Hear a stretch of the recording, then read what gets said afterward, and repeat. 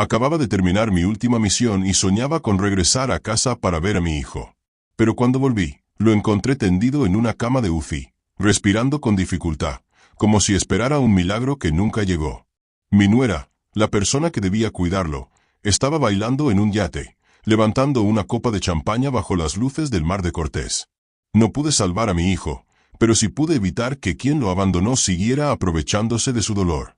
Congelé todas las cuentas. Gracias por acompañarme. Dime desde qué ciudad estás viendo esta historia. Aterricé en el aeropuerto de La Paz a las 6 de la mañana, después de un vuelo largo desde Ciudad de México. Aún llevaba el uniforme doblado dentro de la maleta. El olor a metal y a pasillos de cuartel parecía seguirme a todas partes. Me acerqué al mostrador militar, firmé el último papel de mi baja definitiva y, por un instante, sentí que una parte de mí quedaba ahí, entre archivos y sellos de gobierno. A mis 61 años, mi vida en el ejército por fin había terminado, pero algo dentro de mí decía que lo más difícil recién comenzaba. Salí por la puerta principal del aeropuerto y el aire tibio de Baja California Sur me dio la bienvenida. Levanté la mano y paré un taxi blanco, de esos típicos con placas del estado. El conductor, un hombre de bigote fino y camisa a cuadros, me preguntó a dónde iba. Le di la dirección de mi hijo, Emilio Salgado, en el fraccionamiento Las Palmas. El taxi avanzó por la avenida costera. A esa hora, los pescadores ya estaban en el agua, jalando redes mientras el sol apenas asomaba sobre la línea del mar. Ese paisaje siempre me había tranquilizado, pero aquella mañana solo me hacía pensar en cuánto tiempo llevaba sin ver a Emilio. Prometí visitarlo seguido cuando él se casó, pero entre mis misiones, cursos y guardias, las semanas se volvieron meses. Nos detuvimos en un semáforo. Vi a unos muchachos de secundaria comiéndose unos tamales frente a la escuela. Sus risas, sus mochilas colgando de un hombro, todo me recordó a cuando Emilio tenía su edad. Sus camisetas grandes, el cabello despeinado, igualito. Me dolió un poco el pecho, como un aviso extraño. El chofer me preguntó por cortesía, ¿viene a ver a la familia? Solo asentí. No tenía ganas de hablar. Algo en el silencio del taxi me estaba apretando la garganta. 15 minutos después entramos al fraccionamiento. Las calles estaban tranquilas, las aceras limpias, los árboles de eucalipto inclinándose sobre la calle como si formaran un túnel verde. Reconocí la casa de Emilio en cuanto la vi, la fachada azul claro que él mismo había pintado el día que se mudó con Renata. Pagué el taxi, bajé mis maletas y me acerqué a la puerta. Toqué el timbre. Nada. Toqué de nuevo, esta vez más fuerte. El eco retumbó dentro de la casa, como si estuviera vacía desde semanas atrás. Una ráfaga de viento movió la placa del número, que chocó contra la pared haciendo un sonido metálico y hueco. Probé la perilla, cerrada. Rodeé la casa y miré por la ventana del salón. Adentro estaba oscuro, las cortinas a medio cerrar, unos cuadros torcidos, polvo acumulado sobre la mesa del comedor. Algo en esa oscuridad me dio un escalofrío. Regresé al frente y miré el buzón. Estaba lleno, a punto de reventar. Había sobres arrugados, facturas dobladas, volantes de promociones ya amarillentos por el sol. Saqué algunas cartas que se habían caído al piso. Vi fechas de hacía más de 2 semanas. No entendía nada. Saqué mi teléfono y llamé a Emilio. El número que marcó no está disponible. Intenté con Renata. El tono sonó 4 veces y luego silencio. Ninguno respondía. Un hombre que paseaba a su perro se detuvo un momento y me miró con curiosidad. ¿Busca a alguien? Esa casa tiene rato cerrada, me dijo. El estómago se me apretó con fuerza. Fui a la casa contigua y toqué la puerta de doña Beatriz Moreno, la vecina que conocía a Emilio desde niña. Cuando abrió y me vio, se llevó la mano al pecho. Don Héctor, madre mía. ¿Usted aquí? Estoy buscando a Emilio, dije. La casa está cerrada. ¿Qué pasó? Su expresión cambió. Me hizo pasar al patio y cerró la reja con cuidado, como si no quisiera que nadie escuchara. Yo pensé que usted ya sabía. ¿Saber qué? Pregunté, sintiendo como el aire se volvía más pesado. Ella señaló la casa de Emilio. Una ambulancia vino hace 2 semanas. Su voz bajó aún más. Se llevaron a Emilio muy rápido, hijo. Muy rápido. Sentí como si mis piernas perdieran fuerza. ¿Y Renata?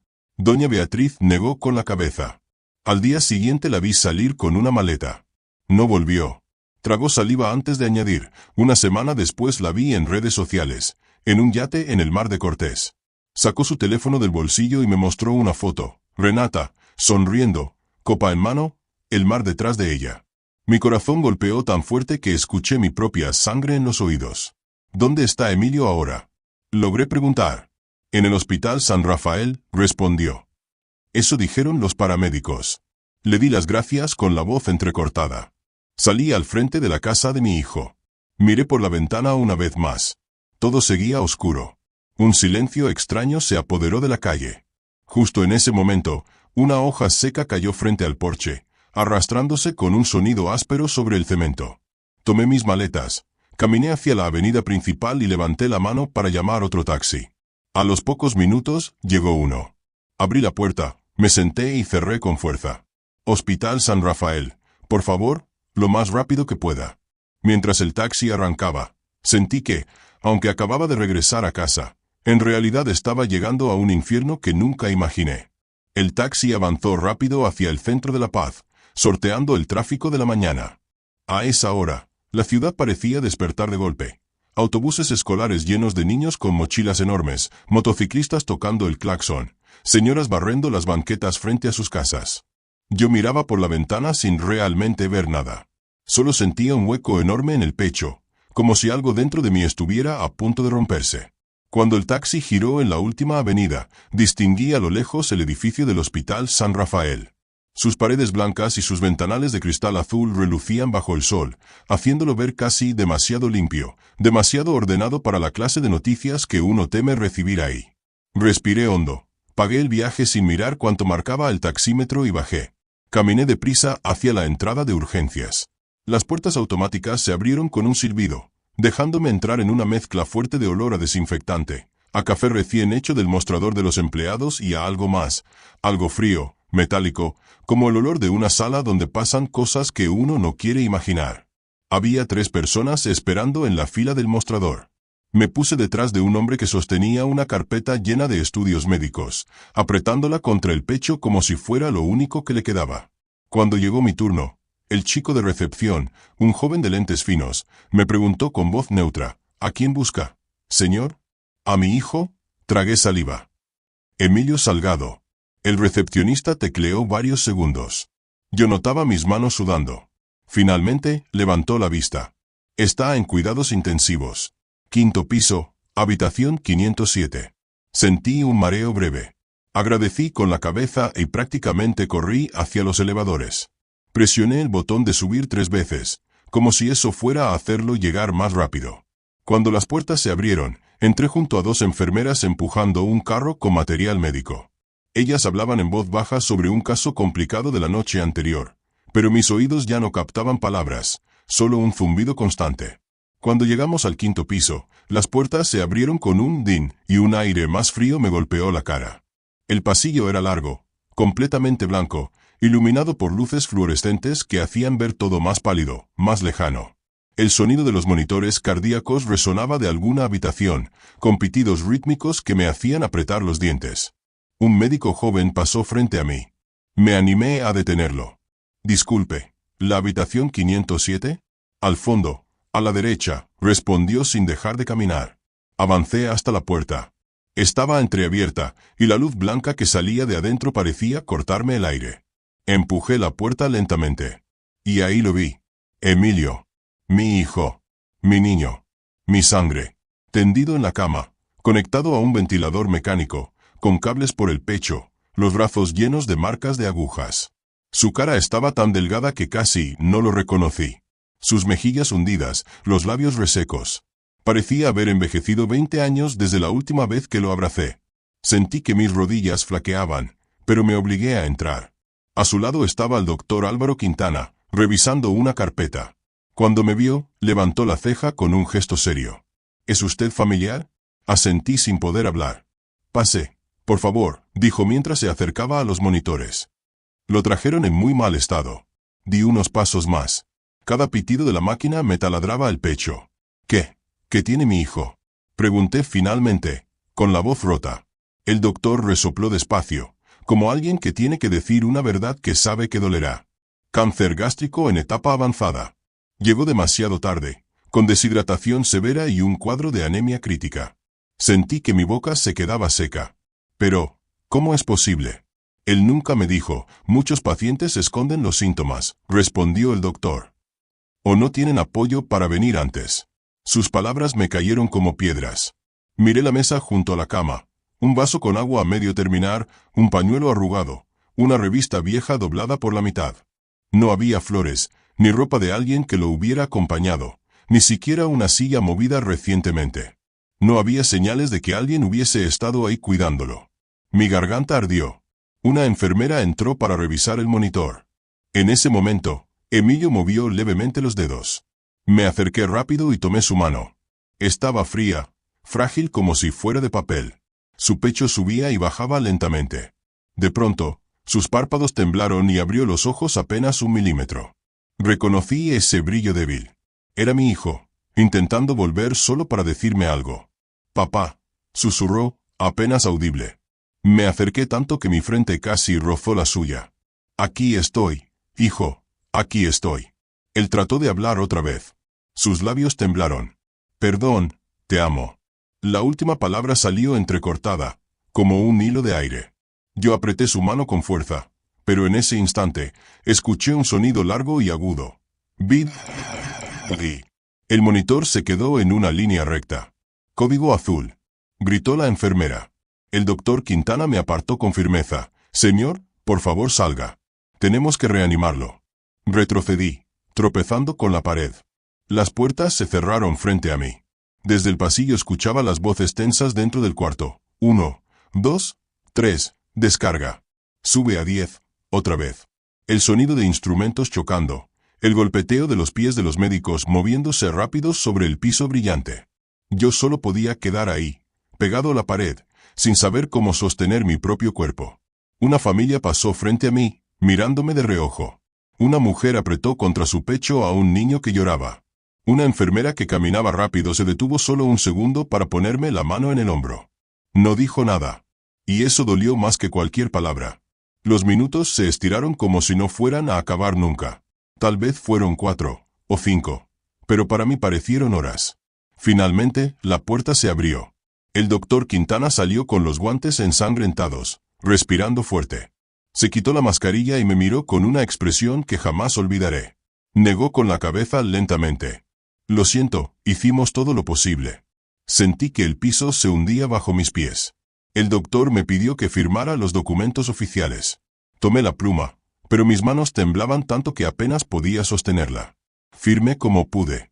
La enfermera me entregó una bolsa transparente con las pertenencias de Emilio, su billetera, su teléfono, su reloj y un viejo collar que usaba desde la universidad. Cuando salí al pasillo, escuché los anuncios por los altavoces, el ruido de camillas pasando, el sonido del carro de medicamentos, pero todo parecía lejos, como si estuviera bajo el agua. Entonces una camilla avanzó frente a mí. Estaba cubierta con una sábana blanca hasta los pies. Pero lo que reconocí fueron los zapatos. Los tenis que Emilio usaba siempre, incluso cuando ya estaba débil. Esos mismos tenis que le regalé en su cumpleaños 29. Mis piernas se doblaron. Me apoyé en la pared y respiré como si el aire doliera. Mi hijo, mi único hijo, se había ido mientras yo corría detrás del tiempo que perdimos. Y aunque el hospital seguía su rutina, en ese pasillo blanco y helado, mi mundo se detuvo por completo. Después de firmar los últimos papeles, me quedé un rato más en el pasillo del hospital, tratando de controlar la respiración. Tenía la sensación de que si daba un paso más, si salía de aquel 5.º piso, estaría aceptando algo que todavía no podía entender.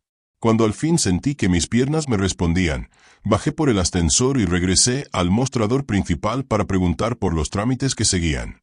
La señorita de recepción, con un tono profesional pero amable, me explicó dónde debía recoger las pertenencias de Emilio.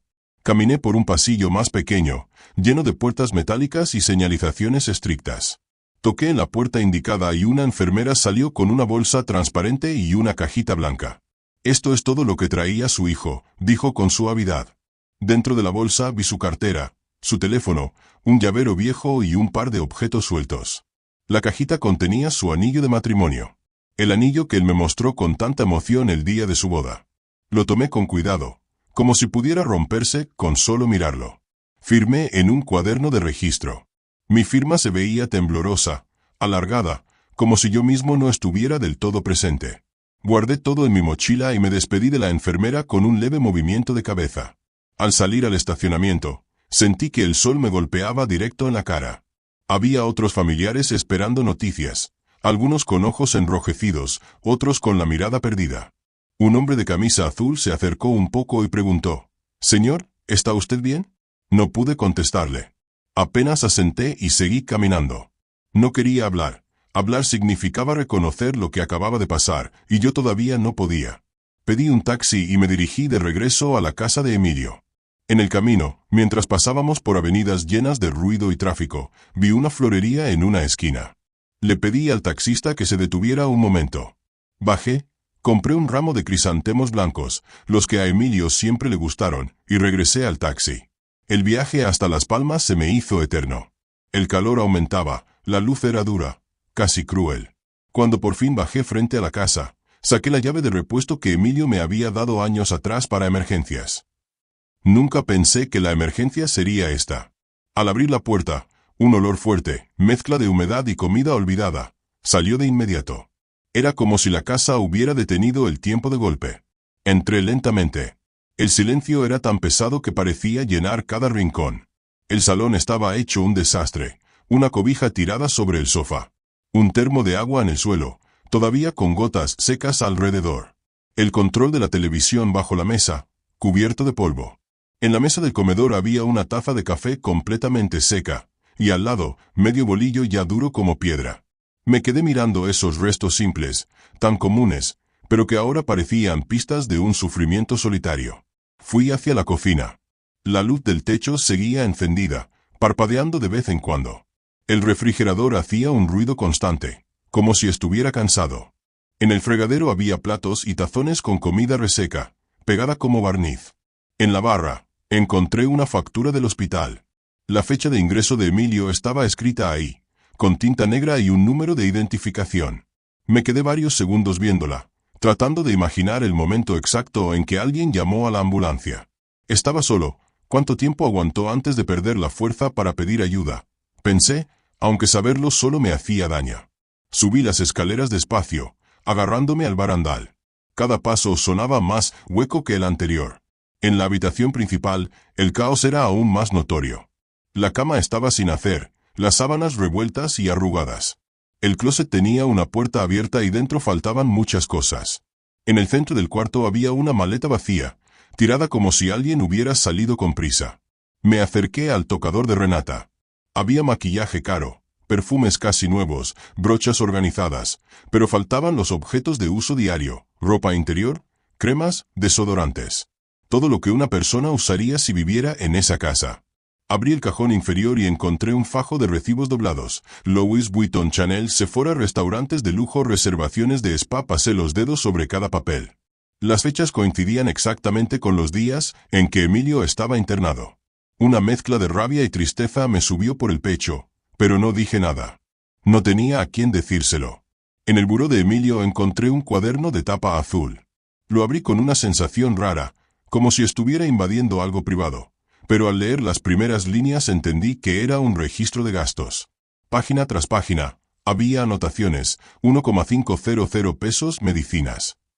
3,000 pesos, Renata dice que hay que arreglar la tubería. 5,000 pesos, Renata quiere cambiar el colchón. Me dolió ver la letra de Emilio, ya temblorosa en las últimas páginas. Saqué su teléfono y abrí la aplicación del banco. Los movimientos recientes aparecieron en la pantalla: 20,000 pesos transferidos a Renata. 12,000 pesos en Marina Cortez, Luxury Just. 9,500 pesos en un restaurante de categoría alta. Los números me ardían en los ojos. Era como si cada cifra me empujara más profundo en un pozo de incredulidad y tristeza. De repente, escuché un teléfono vibrar sobre la cama. Fui a revisar y encontré otro teléfono. Uno viejo, con la pantalla un poco rayada. Tenía un mensaje sin leer. Era de un compañero de trabajo de Emilio: hace días que no vienes, ¿todo bien? No respondí, solo guardé el teléfono junto al resto de sus cosas. Busqué en el escritorio y encontré varias recetas médicas sin surtir. En la lavandería, vi una camisa de Emilio todavía con olor tenue a desinfectante de hospital. La tomé entre mis manos, la acerqué a mi rostro y sentí un golpe en el pecho tan fuerte que tuve que apoyarme en la pared para no caer. Bajé al comedor y puse el ramo de crisantemos en la mesa, junto a una foto de Emilio en su graduación. Después armé un pequeño altar improvisado. Encendí una vela y me quedé ahí sentado varios minutos sin decir palabra. Cuando el silencio se volvió insoportable, salí al porche y marqué otra vez el número de Renata. La llamada ni siquiera conectó. Abrí sus redes sociales. La última publicación me golpeó como una bofetada. Una foto de ella, subida 4 horas antes, en un yate, sonriendo como si la vida fuera perfecta. Una copa de champagne en la mano. Y la frase, vive la vida. Tomé una captura de pantalla. No porque quisiera verla después, sino porque algo en mí sabía que esto no podía quedar así. Guardé todo, cerré la casa con llave y respiré hondo. Tenía que enfrentar la verdad, por dolorosa que fuera. Antes de que anocheciera, regresé al hospital. Necesitaba hablar con el doctor Quintana. Necesitaba saber exactamente qué pasó en los últimos días de mi hijo. Necesitaba entender por qué Emilio se había ido, completamente solo. Y sobre todo, necesitaba saber hasta dónde llegaba la sombra de Renata en esta historia. Volví al Hospital San Rafael cuando el cielo empezaba a ponerse anaranjado. No había mucha gente en los pasillos a esa hora. La mayoría de los familiares ya habían ido a casa, y el hospital quedaba sumido en un silencio distinto, casi solemne. Busqué la sala de guardia del doctor Álvaro Quintana. Había una luz encendida detrás de la puerta y escuché el sonido del agua corriendo. Toqué suavemente. El doctor estaba terminando de lavarse las manos en el área de desinfección. Me vio por el reflejo del vidrio y asintió, señalándome que pasara a su oficina. Entré, me senté en la silla frente a su escritorio mientras él cerraba el grifo y se quitaba los guantes desechables.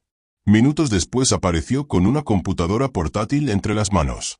La abrió y buscó el archivo médico de Emilio. Sin mirarme aún, empezó a repasar los documentos con la profesionalidad y la calma de alguien que sabe que cada palabra que diga va a doler. Aquí está el historial, dijo por fin. Quiero mostrarle las líneas de tiempo.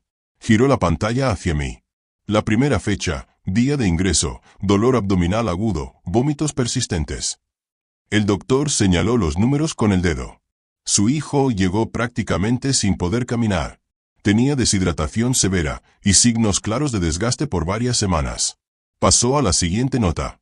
Estado al ingreso, presión baja, pérdida importante de peso, debilidad extrema. No venía acompañado. Tragué saliva. ¿Nadie lo acompañó? ¿Nadie llamó? Pregunté, aunque ya sabía la respuesta. El doctor resopló, casi con frustración. Intentamos contactar a los familiares que estaban registrados en el sistema. Llamamos varias veces, en distintos horarios, pero nunca contestaron. Miré la pantalla. El número que habían usado era el del teléfono de Renata. También enviamos avisos impresos a la dirección registrada, continuó. Pero regresaron sin firma. Sacó un sobre de una carpeta lateral y me lo entregó. Este es uno de los avisos. Si quiere, puedo sacar una copia para usted. Tomé el sobre. Era frío, rígido, como una sentencia. Asentí, incapaz de pronunciar palabra. El doctor hizo una copia y me la dio, junto con un par de documentos más. Me levanté para despedirme. Lo siento mucho, don Héctor, dijo el doctor, apretándome brevemente el brazo. Nadie debería pasar por algo así. Solo pude responder con un gesto. Salí de su oficina sintiendo el corazón latiendo demasiado fuerte. Caminé hacia la planta baja, pasando por la salita donde había una máquina expendedora de café.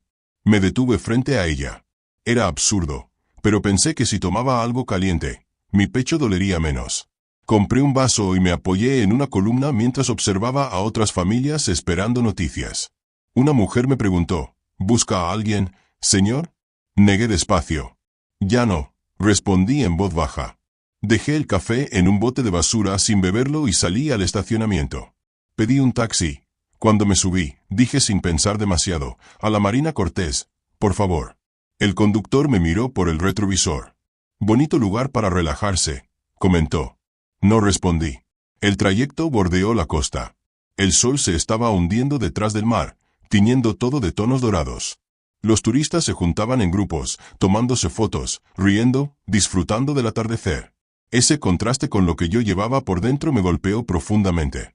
Cuando llegamos a la marina, el aire olía a sal, gasolina de embarcaciones y perfume caro. Las luces del muelle se reflejaban en las olas, haciendo vibrar el agua como si fueran hileras de oro líquido. Caminé por las tablas de madera, escuchando el crujido suave bajo mis pasos. Había decenas de yates, enormes, brillantes, algunos con música alta, otros solo iluminados con luces cálidas. Vi jóvenes riendo, parejas abrazadas, un grupo brindando con copas llenas de champaña. En medio de aquel ambiente festivo, saqué mi teléfono y marqué nuevamente el número de Renata Villalobos. El tono sonó 1, 2, 3 veces. Y entonces la pantalla cambió. Renata apareció, con el viento moviendo su cabello, envuelta en luces de fiesta. Detrás de ella, gente bailaba, levantaba botellas, cantaba. Música electrónica retumbaba tanto que por un momento pensé que no escucharía mi propia voz. Renata, dije, tratando de mantener el control. Emilio ha muerto. Ella frunció el ceño apenas un poco. Luego miró hacia un lado, como si le molestara el ruido. Ah, ¿sí? Estoy ocupada. Hablamos luego. Y movió el teléfono para colgar. No. Dije rápido. No voy a colgar. Necesito que me escuches. ¿Estás usando el dinero de Emilio para esto? ¿Para fiestas en yates? Ella soltó una risa corta, arrogante. Levantó su copa.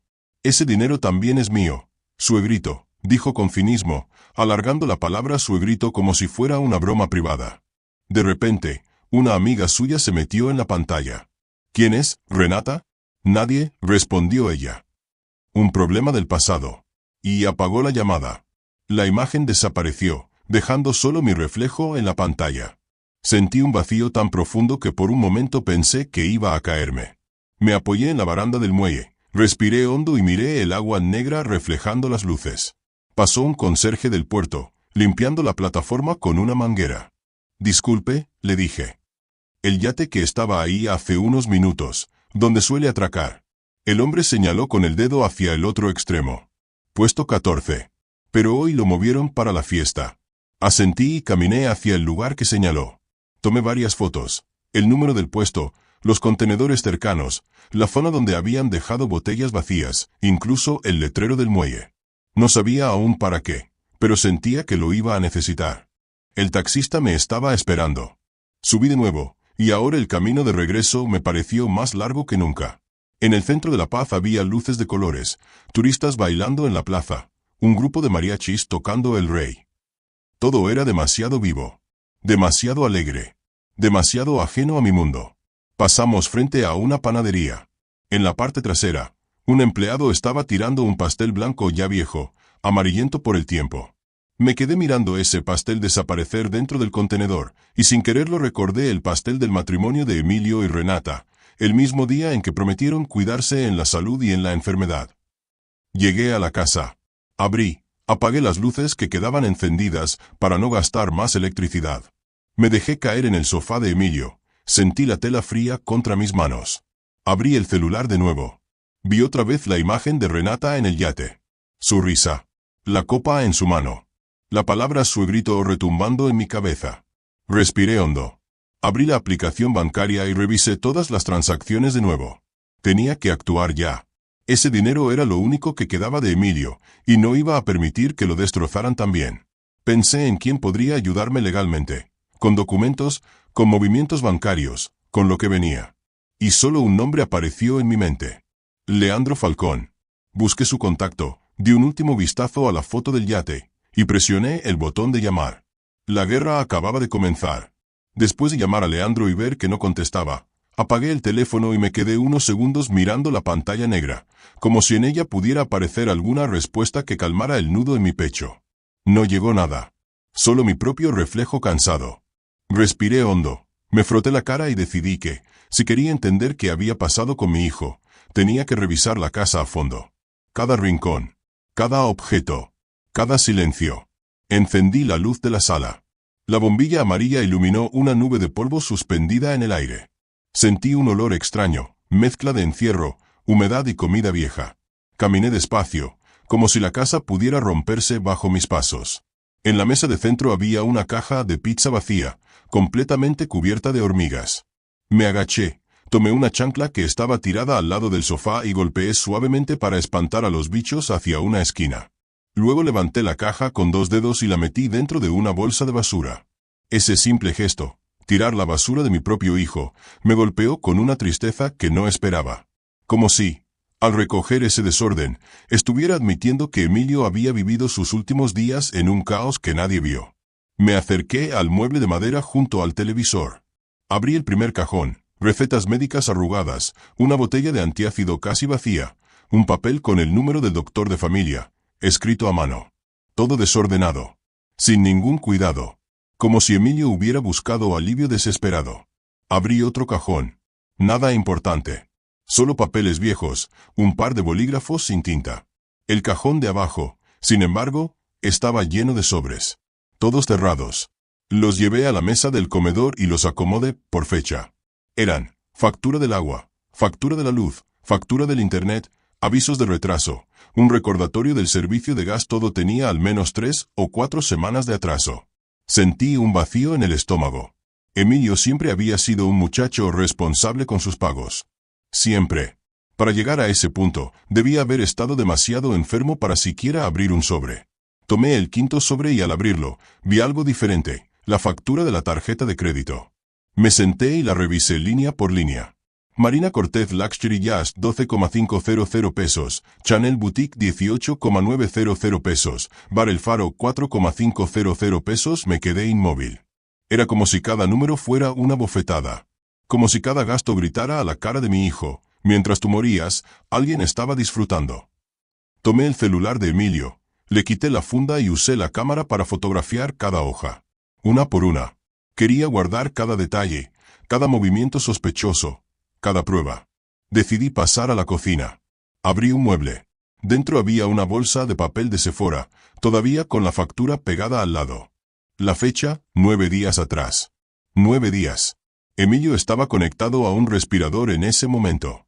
Abrí el refrigerador. Un olor agrio salió de golpe. Había una botella de leche vencida hacía semanas, un recipiente con comida mohosa, una manzana completamente arrugada. Nada más. Ninguna señal de que Renata hubiera cocinado o siquiera pasado por la casa en mucho tiempo. Subí las escaleras con pasos lentos. Cada escalón sonaba hueco, como si la casa también estuviera cansada. Entré a la oficina de Emilio. Al abrir la puerta, una pluma cayó de la mesa y rodó hacia mis pies. Me agaché para recogerla, y al levantar la vista vi una nota adhesiva en la esquina del escritorio. Renata dijo que necesita más dinero. Transferir mañana. Me quedé un largo momento mirando esa frase. Sentí una mezcla de rabia e impotencia crecer dentro de mí. ¿Cuántas veces había usado Renata a mi hijo para sacarle hasta el último peso? Entré a la habitación matrimonial. El desorden me dejó sin palabras. El closet estaba abierto. Había ropa elegante, algunas piezas todavía envueltas en plástico, con las etiquetas intactas. En el centro de la habitación, una maleta roja, vacía, con una etiqueta de vuelo pegada al costado. San José del Cabo. Me arrodillé frente a la maleta. La toqué. El plástico frío me hizo sentir aún más solo. Revisé el cesto de ropa sucia y encontré un vestido blanco. El mismo vestido que había visto una vez en una foto de Instagram de Renata, posando en un bar de playa. Tomé el teléfono, abrí su perfil. La imagen reciente seguía allí, Renata en un yate, con un vestido brillante, copa en mano. Publicada hacía 4 horas. Deslicé hacia abajo. Una cena en un restaurante lujoso, publicada 2 días atrás. Una historia cantando karaoke con amigas de la noche anterior. Regresé a las facturas. Los tiempos coincidían perfectamente. Mientras mi hijo se debilitaba en una cama de hospital, ella estaba celebrando. Abrí la computadora de escritorio de Emilio. Pedía contraseña. Probé su fecha de nacimiento. No funcionó. Probé el nombre del perro que teníamos años atrás. Nada. Finalmente, probé una fecha que siempre recordaba, el día en que me retiré de la Marina. Y entonces se abrió. Pero uno de los archivos estaba bloqueado, un documento llamado Re-NT. Intenté abrirlo, pero pedía una clave especial. Suspiré y llamé a un viejo amigo que sabía de computadoras. Carlos, le dije, necesito tu ayuda con algo urgente. Es sobre mi hijo. Quedamos en vernos más adelante para desbloquearlo. Volví al escritorio. A pesar de que me temblaban el pecho y las manos, seguí ordenando papeles, juntando facturas, revisando cajones. No quería dejar nada sin revisar. Formé un bloque de documentos y los aseguré con un clip grande. Cada hoja tenía el peso de un ladrillo sobre mi conciencia. Luego, abrí la aplicación del banco en el teléfono de Emilio. Quería ver si había algo más sospechoso. Y entonces lo vi. Una notificación roja. Transacción rechazada hace 10 minutos. Montó SPA 6,200 pesos. Los cabos. Mi corazón dio un salto. Renata había intentado usar la tarjeta. Y no lo consiguió. Se me heló la espalda. Ella no sabía nada. No sabía que Emilio había muerto. No sabía que la tarjeta se bloqueó por exceso de gastos. O quizás sí sabía, y solo le importaba que el dinero dejara de fluir. Hice captura de pantalla.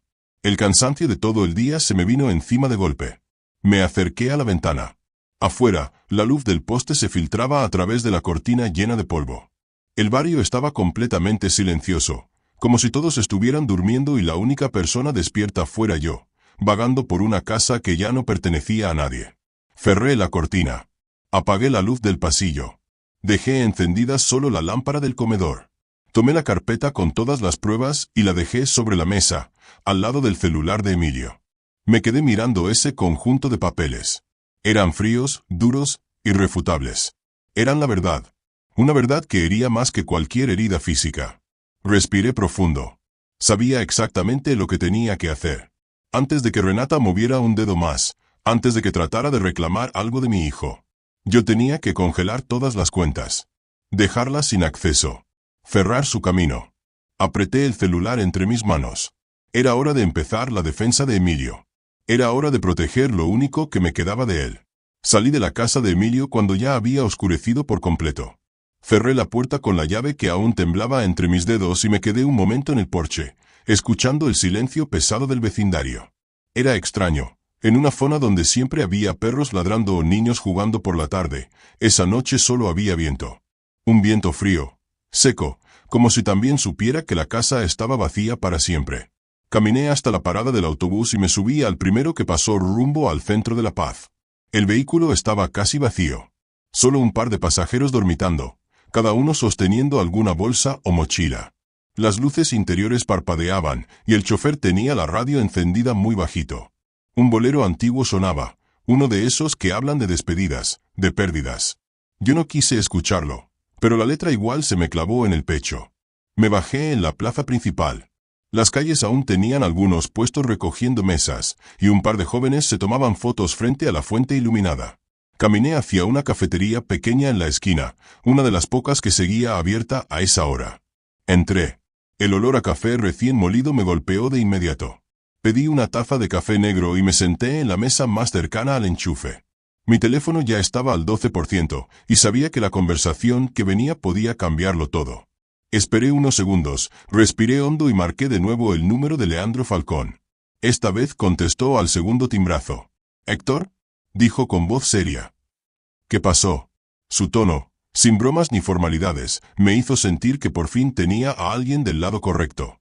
Le conté todo. No dejé nada fuera. La muerte de Emilio. El abandono absoluto de Renata. Las fotos del yate. Las facturas de Chanel, de los bares, del spa. Los gastos mientras mi hijo agonizaba. Hubo un silencio del otro lado. Un silencio tenso, pesado. Entonces dijo, «Envíamelo todo. Cada foto. Cada documento. Todo». Con manos rápidas, casi automáticas, le mandé las imágenes de los estados de cuenta, las facturas del yate y las boutiques, las fotos de Renata celebrando, las notas del cuaderno de Emilio. Esperé. 3 minutos completos. Parecieron media hora. Luego llegó un mensaje largo. «Hay movimientos irregulares. Muchos. Voy a congelar todas las cuentas de Emilio inmediatamente para proteger lo que queda». Me quedé mirando la pantalla. Congelar. Era la primera vez en todo este infierno que sentía que algo estaba bajo control. Leandro me pidió, «Necesito un comprobante de que eres su padre». El banco lo exige. Abrí mi billetera con manos torpes. Saqué el acta de nacimiento de Emilio. La fotografié y la envié. Él respondió enseguida, «Perfecto. Te mando el enlace de verificación para completar el bloqueo». El enlace llegó segundos después. Lo abrí. La pantalla decía, «Bloqueo total, autorizado por familiar directo». Me detuve un momento.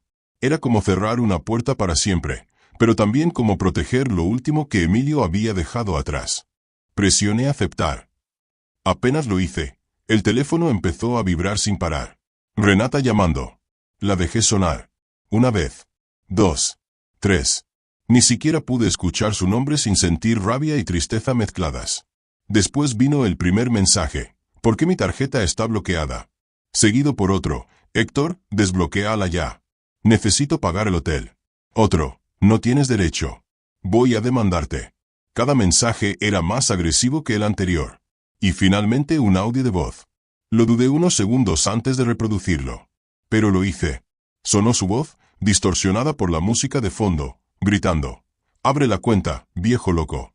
Abre ya mismo. Cerré los ojos. Respiré hondo. La borré de la pantalla. Pero no de mi memoria.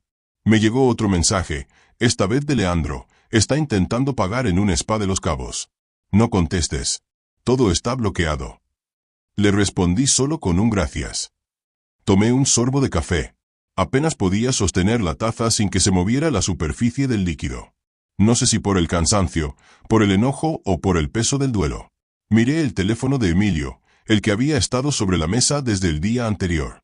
Decidí revisarlo una vez más. Sentía que aún había piezas sueltas. Abrí la aplicación de notas. Encontré 3 entradas nuevas, escritas con letra apresurada. Renata dice que necesita 10,000 para apartar la fiesta de cumpleaños de su amiga. No sé a dónde va cada fin de semana. Me siento muy cansado, pero ella dice que exagero. Me quedé helado. Cada línea era como escuchar la voz de Emilio desde el pasado. Guardé todas las notas en un archivo y las exporté al correo de respaldo.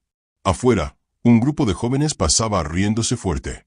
Acababan de salir de una fiesta. Se notaba en el olor a perfume dulce y el brillo del glitter en sus camisas. Miré hacia el reloj grande del edificio municipal.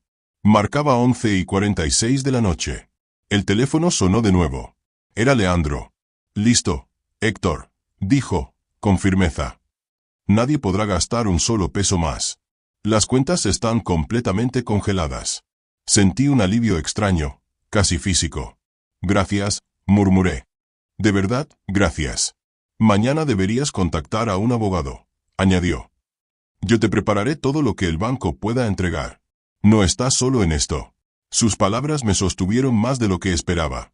Salí de la cafetería y caminé lentamente hacia el pequeño hotel cerca de la terminal de autobuses. Las calles estaban casi vacías. Solo vi a un vendedor de jugos ambulante recogiendo su carrito. Una botella de agua, señor, es la última que me queda. La compré. Él me deseó, buenas noches, don. Hacía mucho que nadie me llamaba así con tanta calidez. Entré al cuarto del hotel. Una pieza pequeña, con un ventilador ruidoso y una mesa de madera gastada. Me senté, saqué el teléfono y revisé los mensajes una vez más. Renata había mandado otro, vas a arrepentirte. Lo dejé sin leer completamente. No valía la pena. Apagué el teléfono. Lo puse sobre la mesa. Me dejé caer hacia atrás en la cama dura, con la luz del poste entrando por la ventana y cortando la habitación en 2 mitades, una iluminada, otra oscura. Y allí, finalmente, lo supe con una claridad fría. A partir de ese momento, la verdadera guerra acababa de comenzar. Me desperté a las 6 de la mañana, dentro del cuartito del hotel, con el sonido de un camión de basura retumbando en la calle y el chillido lejano de unas gaviotas que venían desde la playa.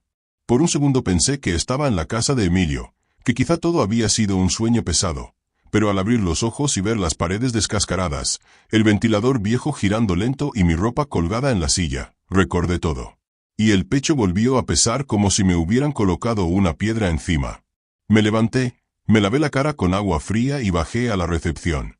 Pagué la noche y salí a la luz de la mañana, todavía suave, todavía soportable. En la esquina había un puesto de tamales. Pedí uno de pollo y un vaso de café caliente. Comí caminando, sin prisa, viendo cómo la ciudad despertaba.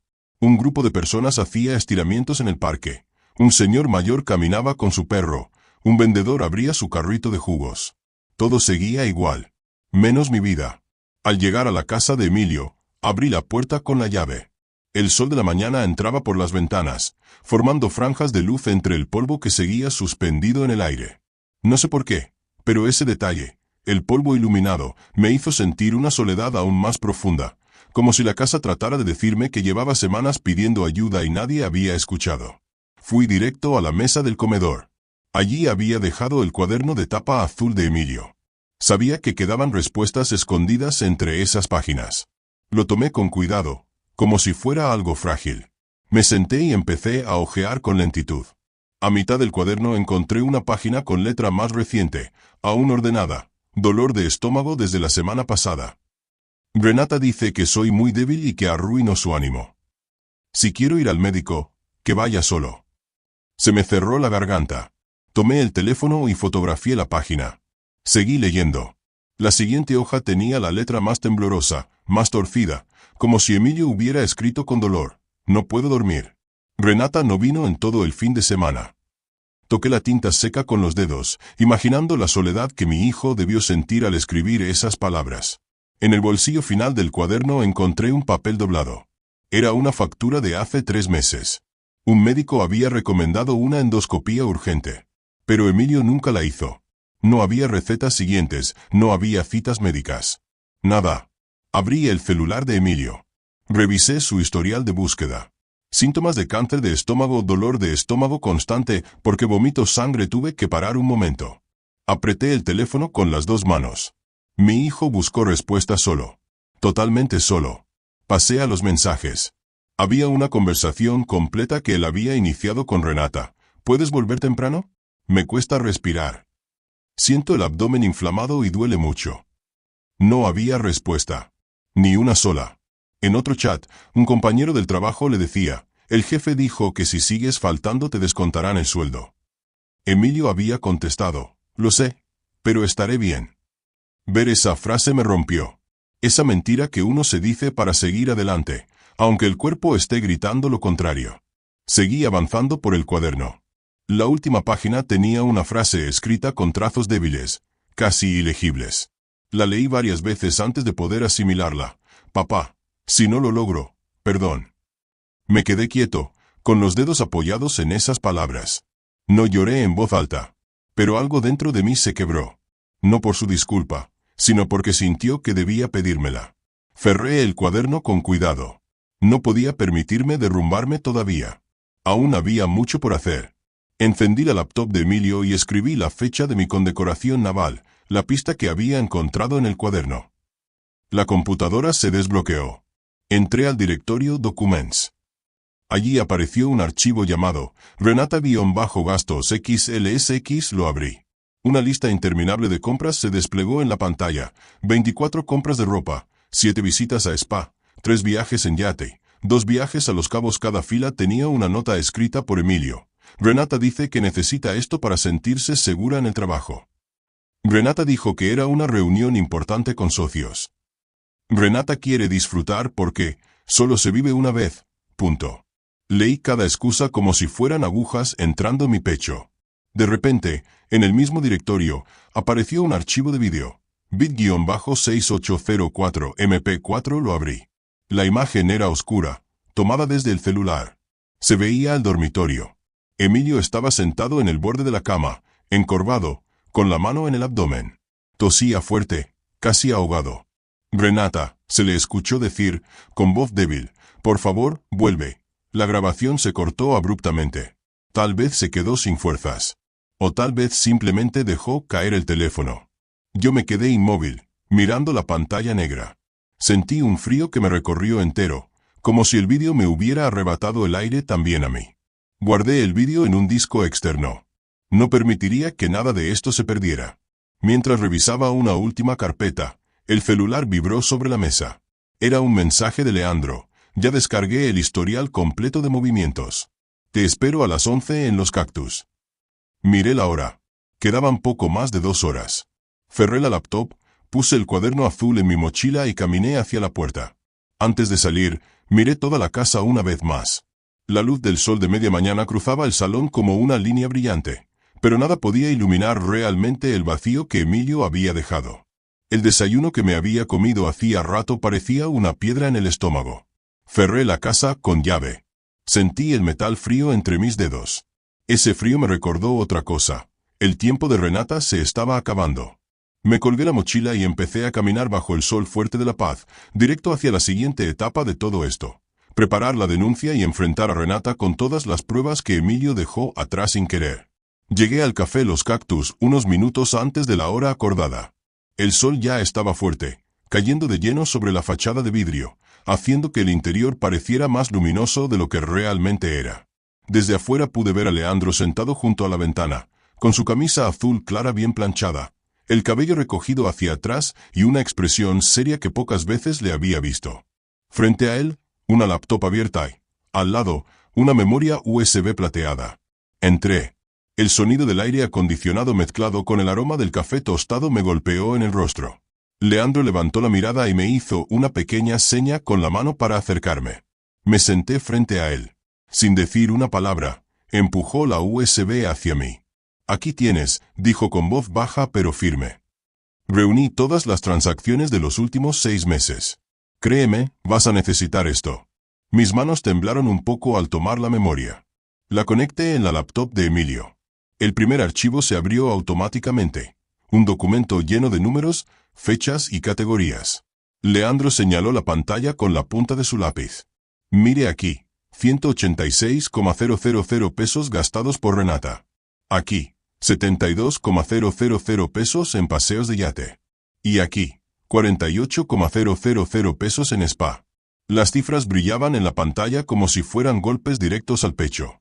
Me quedé mirando la columna que decía, de Héctor. 2 transferencias. Eran los depósitos que yo hacía todos los meses para ayudar a Emilio. Pero la nota era clara. Transferido al segundo cuenta de Renata. Sentí como si el estómago se me cerrara. Leandro cambió de hoja. ¿Y esto? Dijo, frunciendo el ceño. Esta transacción es de la semana pasada. Emilio no pudo hacerla. Alguien más usó su contraseña. Me incliné para ver mejor. Era un pago grande a un hotel de Los Cabos. De fecha posterior al ingreso de Emilio al hospital. Asentí lentamente. Anótelo todo, Héctor, me dijo. Esto no es solo descuido. Esto es abuso financiero.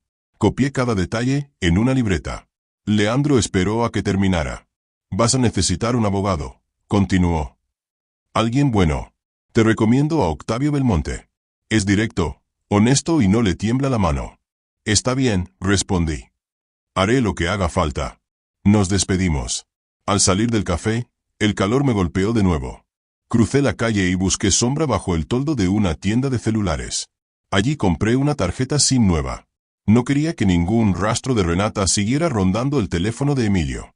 Cuando llegué de vuelta a la casa, conecté el móvil al wifi y revisé los mensajes archivados. Había una carpeta llamada Conversations Archived. Mi corazón latió más rápido. La abrí. Ahí estaba una conversación marcada con el nombre de Renata. Entré. La primera línea era de ella. Me voy a Los Cabos este fin. No me molestes. Mis dedos se congelaron sobre la pantalla. Luego venía la respuesta de Emilio. Me cuesta respirar. Puedes llevarme al hospital. La contestación de ella tardó solo unos minutos. Ve tú solo. No quiero que me arruines el día. Sentí que la garganta se me apretaba. Seguí deslizando.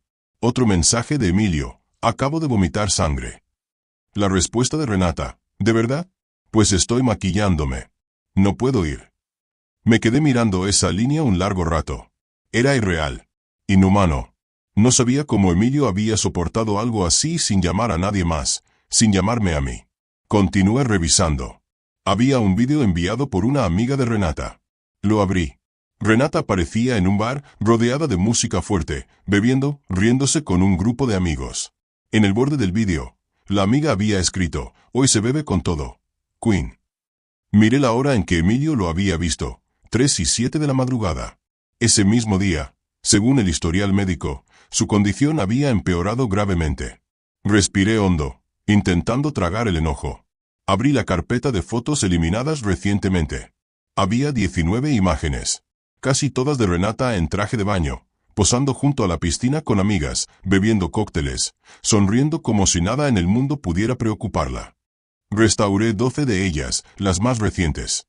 En una de las fotos, vi un mensaje superpuesto, escrito por ella misma. Emilio no va a durar mucho, voy a disfrutar mientras pueda. Se me quedó la mano suspendida en el aire. Sentí una punzada que me subió desde el estómago hasta la garganta.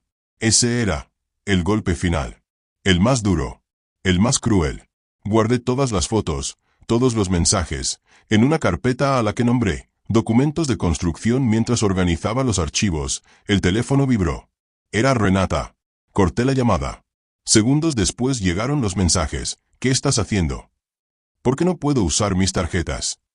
No arruines mi vida. No contesté. Luego llegó un audio de 25 segundos. La voz de Renata sonaba quebrada por la rabia. Ábreme las cuentas, Héctor. Viejo loco, hazlo ya.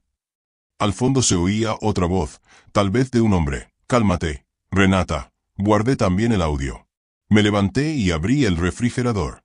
Tomé una botella de agua, la bebí de un trago y me apoyé en la encimera mirando alrededor.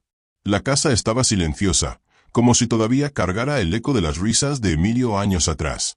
Sabía que no podía quedarme allí mucho tiempo. Había un camino por recorrer. Un camino difícil.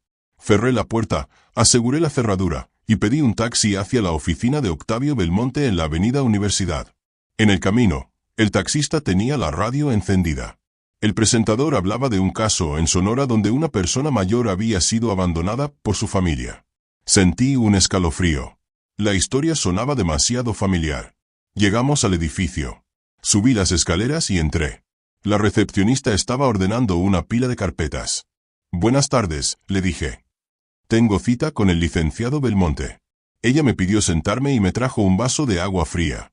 Mientras esperaba, escuché el tic-tac del reloj de pared y el murmullo de conversaciones detrás de las puertas de vidrio esmerilado. Finalmente, la puerta de la oficina principal se abrió. Un hombre de unos 50 años, con traje gris y mirada firme, salió y me extendió la mano. Don Héctor, pase por favor, dijo con voz segura. Tenemos mucho por hacer. Respiré hondo, apreté la carpeta con las pruebas, y lo seguí. Había llegado la hora de iluminar toda la verdad sobre Renata. Cuando entré a la oficina del licenciado Octavio Belmonte, lo primero que vi fue la enorme estantería detrás de su escritorio. Carpetas de todos los colores, códigos civiles gastados por el tiempo, y varias fotos enmarcadas con jueces y policías. La habitación estaba iluminada por una lámpara de escritorio con pantalla blanca, que hacía que todo se viera más serio, más exacto, casi quirúrgico. Octavio me indicó que me sentara. En la mesa, frente a mí, colocó una carpeta azul oscuro. Vamos a empezar desde el principio, don Héctor, dijo mientras abría su cuaderno de notas. Quiero todo. Cada detalle. Cronología completa. Respiré hondo y comencé. Le conté desde el día que regresé a La Paz, la casa cerrada de Emilio, el encuentro con doña Beatriz, la carrera desesperada al hospital, la verdad que me dio de lleno en la cara. Le dije cómo Renata seguía en un yate mientras mi hijo agonizaba. Y le conté la conversación con Leandro, el bloqueo de las cuentas, la furia de Renata cuando descubrió que el dinero ya no fluía. Octavio no interrumpió casi nada. Solo escribía rápido, haciendo pequeños gestos con la ceja cada vez que algo le parecía especialmente grave. Cuando terminé, deslizó la carpeta hacia su lado y me pidió, ahora, muéstreme toda la evidencia. Saqué todo, los estados de cuenta, los recibos del spa, las facturas del yate, los screenshots de las redes sociales de Renata, los mensajes de voz donde ella gritaba, y la USB que me había dado Leandro. Octavio conectó la memoria a su computadora. Abrió los archivos Excel, revisó cada fila, cada monto. Asintió lentamente, como alguien que empieza a ver un rompecabezas tomando forma. Esto es sólido, muy sólido, dijo al final. Aquí hay abandono, negligencia y abuso financiero. Todo documentado. Saqué la libreta azul de Emilio. El abogado la tomó con cuidado, hojeó cada página y fue marcando con notas adhesivas amarillas los fragmentos más importantes. ¿Quién puede testificar sobre el estado de Emilio en el hospital?, preguntó. El doctor Álvaro Quintana, respondí. Él lo atendió. Octavio volvió a escribir. Perfecto. Será un testigo clave. Vamos a preparar todo para una denuncia urgente. Llamó a su asistente desde un teléfono interno y le pidió reservar sala, llenar formatos y coordinar la presentación de la demanda hoy mismo. 30 minutos después, me entregó un folder con documentos listos para firma. Con esto, dijo, solicitaremos la inmovilización legal de cualquier bien que Renata intente reclamar. Además, pediremos que sea citada a declarar. Sigamos el procedimiento y confíe en mí. Firme. Cada rúbrica me pesaba como si estuviera escribiendo el mismo nombre de Emilio otra vez. Salí de la oficina directo al hospital para completar las pruebas pendientes. Al entrar al área administrativa, el olor a desinfectante volvió a recordarme el último día que vi con vida a mi hijo. Pedí en recepción el certificado oficial de defunción. La mujer del mostrador revisó su sistema, imprimió varios documentos y me los entregó en una carpeta transparente. En el pasillo, reconocí a la enfermera que había cuidado a Emilio en la última noche. Se acercó con el mismo gesto amable. «Lo siento mucho por su hijo», me dijo. «Nadie debería irse así, tan solo». Le expliqué que estábamos preparando una demanda. Le pedí, con respeto, si podía firmar una declaración breve diciendo que Emilio no recibió visitas en todo el tiempo que estuvo en la UCI. La enfermera asintió sin pensarlo. «Lo haré. Él no merece ser olvidado así». Firmó el documento. Guardé la hoja en mi carpeta principal. Luego pedí ver al doctor Quintana. Lo encontré revisando radiografías en su oficina. Me miró, respiró hondo y me invitó a pasar. «Licenciado Belmonte iniciará un proceso judicial», expliqué. «Necesito su ayuda como testigo». El doctor abrió la carpeta clínica de Emilio y me entregó un resumen. Fecha exacta del ingreso, síntomas iniciales, diagnóstico completo, tratamientos aplicados, observación final. Paciente solo. Sin acompañante. Luego, con tono grave, añadió, si hubiera recibido atención 2 o 3 semanas antes, tal vez habría tenido más tiempo. No una cura, pero sí tiempo. Sentí como si alguien me apretara el pecho con ambas manos. «¿Vendrá a testificar?», pregunté. Él asintió inmediatamente. «Por supuesto. Lo haré por él. Y por usted». Al salir del hospital, el cielo empezaba a oscurecerse. El aire de La Paz soplaba seco, levantando polvo en la avenida. Caminé hasta la parada del autobús, cargando la carpeta llena de documentos como si fuera lo último que me quedaba de mi hijo. Esa noche, el licenciado Octavio me llamó. «Tienen audiencia preliminar el jueves a primera hora. Prepárese». Dormí mal. Cada vez que cerraba los ojos reconocía una imagen distinta de Emilio. Él riendo de niño cuando le compré su primera bicicleta. Él en su graduación de universidad. El enfermo, pidiendo ayuda y no recibiéndola. 3 días después, a las 8:30 de la mañana, llegué al Palacio de Justicia de La Paz. El edificio era gris, frío, con un eco pesado que acompañaba cada paso que daba hacia la sala de audiencias. Había mucha gente en el pasillo. Personas esperando juicios de custodia, parejas discutiendo, abogados con maletas llenas de documentos. Y luego la vi. Renata. Estaba a solo unos metros, vestida con un vestido blanco demasiado elegante para una audiencia legal, como si fuese a una sesión de fotos. Llevaba gafas de sol grandes y un pañuelo alrededor del cuello. A su lado había una amiga, sosteniéndole el codo como si Renata fuera la víctima de una telenovela dramática. En cuanto me vio, giró la cara y fingió limpiarse una lágrima. No sentí rabia. Solo vacío. Mi corazón estaba en otra parte. En el recuerdo de Emilio. Entramos a la sala. Renata se sentó al lado de su abogado, un hombre alto, trajeado, que parecía más preocupado por ajustar su corbata que por su cliente. Yo me senté del lado del demandante, junto a Octavio. Cuando el juez entró, todos nos pusimos de pie. La audiencia comenzó con un silencio tan tenso que se podía escuchar el zumbido del aire acondicionado. Octavio fue el primero en presentar pruebas. Conectó su laptop al proyector y en la pantalla apareció el vídeo. Renata bailando en un yate, champaña en mano, música fuerte, rodeada de luces y risas. Era exactamente la noche en que Emilio estaba conectado a un respirador. Renata bajó la mirada. Su abogado pidió contexto.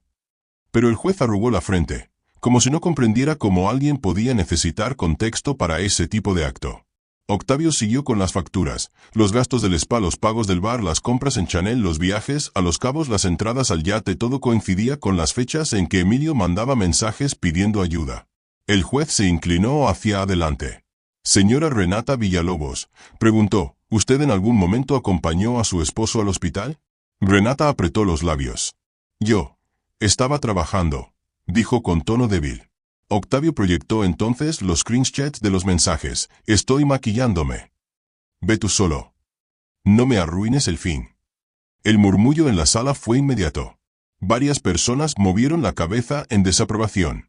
Luego llamaron a doña Beatriz como testigo. La mujer entró con paso lento pero firme, con su bolso de flores colgado del brazo. Yo vi la ambulancia llegar, declaró. Emilio estaba solo. Renata no apareció. Y al día siguiente, la vi salir con una maleta. Desde entonces, no volvió. Renata apretó los dientes. Sus dedos se clavaron en el borde de la mesa. Finalmente, entró el doctor Quintana. Su declaración fue la más dura de todas. El paciente llegó solo, en estado crítico. De haber recibido atención semanas antes, habría tenido más probabilidades de prolongar su vida. No hubo acompañamiento familiar en ningún momento. La sala quedó en silencio absoluto. Incluso el abogado de Renata bajó la mirada. Octavio cerró su argumentación con una frase seca y certera. Lo que aquí vemos no es solo negligencia. Es abandono. Es abuso. Y es un desprecio absoluto por la vida de Emilio Salgado. El juez necesitó solo unos minutos de deliberación. Cuando volvió, anunció, Renata Villalobos pierde todos los derechos de herencia. Los bienes y cuentas de Emilio quedan bajo mi administración legal. Renata será investigada por abuso financiero y abandono. Y queda prohibida cualquier reclamación económica por parte de ella. Renata se levantó de golpe, gritando, esto es culpa tuya, Héctor. Me arruinaste la vida. Los guardias de seguridad la sujetaron mientras seguía gritando e insultando. Yo no me moví. Solo respiré. Firmé el último acta con una mano que me temblaba un poco. Al salir del tribunal, el aire cálido de la paz me envolvió. Miré el cielo azul claro. Y por primera vez desde que todo comenzó, sentí que la justicia había hablado por Emilio. Después de la audiencia, regresé a la casa de Emilio. Era la primera vez que volvía sin una carpeta llena de documentos ni la tensión del juicio colgando sobre mis hombros. El silencio dentro de la casa era distinto. No era el silencio que duele, sino uno que parecía pedirme que respirara por primera vez en semanas. Cerré la puerta detrás de mí y dejé las llaves sobre la mesa. Me quedé mirando el espacio vacío del salón, aquel que tantos días me había parecido un hueco negro imposible de llenar. Esta vez, tomé una decisión diferente. Fui al armario, saqué una mesa pequeña de madera que Emilio había hecho cuando estaba en la universidad. La coloqué junto a la pared, limpié el polvo con un trapo húmedo y luego puse encima un retrato de él, sonriendo con la toga de graduación. Compré un jarrón sencillo y coloqué un ramo nuevo de margaritas blancas. Las flores le daban un toque de vida al rincón. Encendí una vela pequeña. «Aquí estás, hijo», murmuré. Durante la semana siguiente, entre visitas a oficinas, firmas de papeles y trámites interminables, organicé todo lo referente a su herencia. Transferencias legales, documentos del banco, registro de bienes. Cada vez que firmaba algo, sentía como si cerrara una herida, aunque fuera lentamente. Pero había una frase que no podía dejar de escuchar en mi cabeza. La última frase del cuaderno azul de Emilio. «Papá, si no logro salir de esta, lo siento». Uno debería consolar a su hijo, no al revés. Y entonces lo entendí. No podía dejar que su historia terminara solo con dolor y reproches. Tenía que convertirse en algo más grande. Así nació la idea del Fondo Emilio Salgado. Leandro me ayudó desde el primer momento.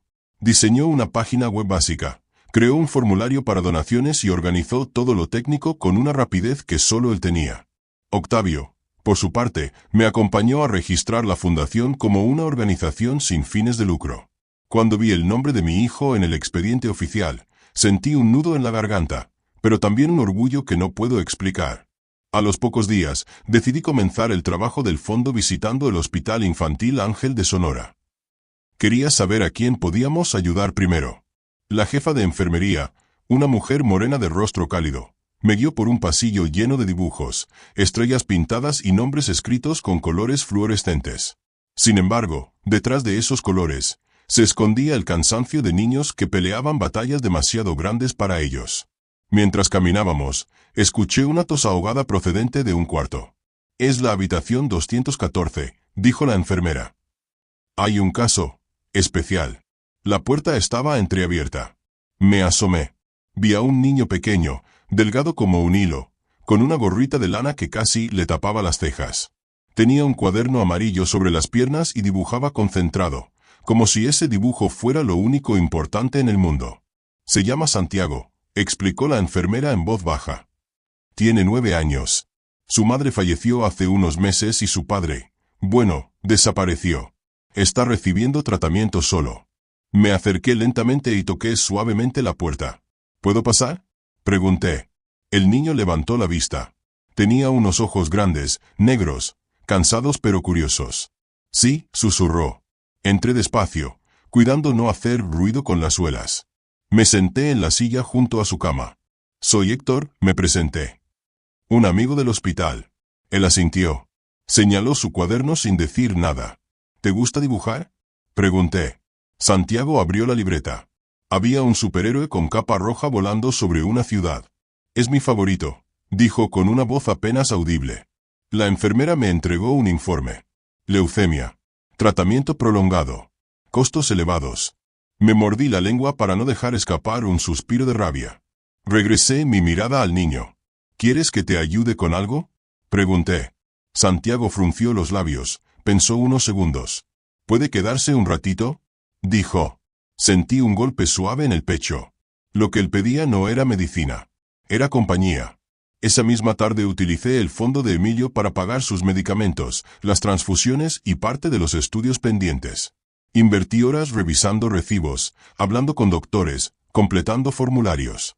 Pero cada vez que volvía a la habitación de Santiago y lo veía dibujando, sentía que estaba haciendo algo correcto. Comencé a visitarlo todos los días. A veces le llevaba un pan dulce.